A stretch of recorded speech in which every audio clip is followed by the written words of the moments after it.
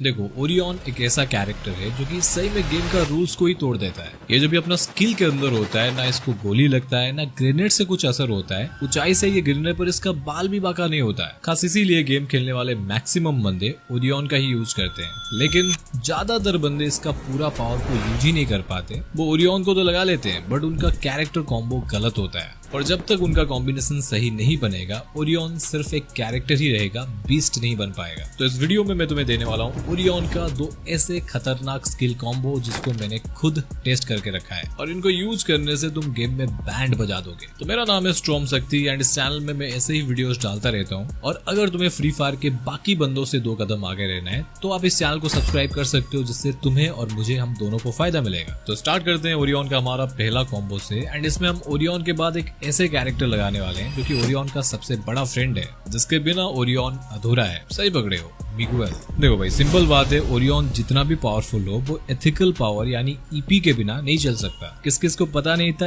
EP का मतलब ethical power होता है, कमेंट करके बताना। देखो, बिना ईपी के ओरियन बिना पेट्रोल के गाड़ी, बिना बैटरी के घड़ी और बिना छेद के चड्डी के जैसा है, चल ही नहीं सकता यार। ओरियन को एक बार यूज करने के लिए तुम्हारे पास कम से कम 200 ईपी होनी ही चाहिए, जो कि हर वक्त तुम्हारे पास नहीं होता है। तो तुम्हारा इसी कमी को पूरा करता है मिगुएल कैरेक्टर। ये मिगुएल को अगर तुम लगाकर किसी बंदे को निपटा देते हो तो इंस्टेंटली मिगुएल तुम्हें 200 ईपी दे देता है। और तुम्हें पहले से पता है ओरियन को चलाने के लिए तुम्हें 200 ईपी का ही जरूरत है। अगर तुम इन दोनों को एक साथ में यूज कर लेते हो तो तुम जितनी बार किसी बंदे को मारोगे, मिगुएल तुम्हें ईपी देगा और तुम बार बार ओरियन का स्किल को यूज कर पाओगे। अब इस कॉम्बो में तुम मिगुएल के बाद कोई भी कैरेक्टर का यूज कर सकते हो, बट तुम्हें रखना नहीं है। तुम्हें एक ऐसा कैरेक्टर को रखना है जो तुम्हारे स्ट्रेटेजी को एक और स्टेप आगे ले जाए। तो थर्ड स्लॉट में हमें यूज करना है सानी को।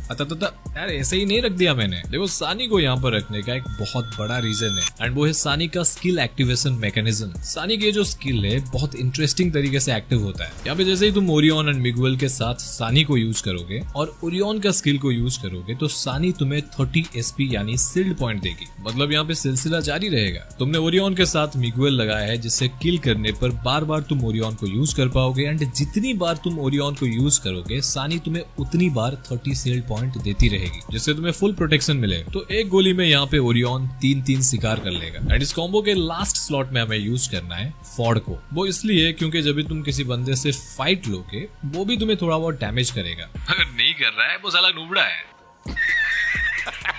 तो बात ऐसी है, अगर वो तुम्हें थोड़ा सा भी डैमेज दे देता है, मानो तुम्हारा हेल्थ को 5-10 भी कम कर दिया, अभी अगर तुम उस बंदे को मार भी देते हो और मिगुएल तुम्हें 200 ईपी दे भी देता है, तो भी तुम ओरियन को फिर से दोबारा यूज नहीं कर पाओगे, क्योंकि तुम्हारा एचपी कम है और ईपी एचपी में